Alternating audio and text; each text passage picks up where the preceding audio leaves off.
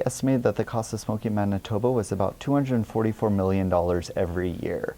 So it's about $147 million for hospital costs, $39 million for physician visits, $40 million for prescription drugs, which are paid for from pharmacare, and then the remaining $18 million for costs associated with cancer.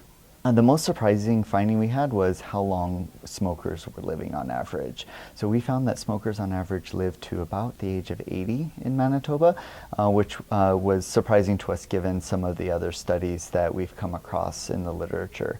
However, we did find that there are some studies out there that suggest smokers have a life expectancy into their late 70s and early 80s, which give us confidence in our results.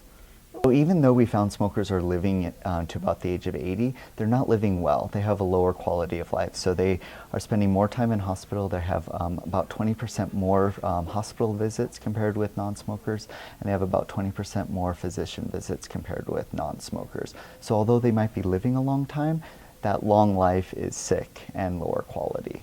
We found a small difference of about 1.5 years between someone who had ever smoked living 1.5 years less than someone who had never smoked. When we looked at people who smoked daily, we found that people who smoked daily lived on average about 2.5 years less than individuals who never smoked. We found that smoking costs the healthcare system in Manitoba $244 million in excess costs every year, so $244 million.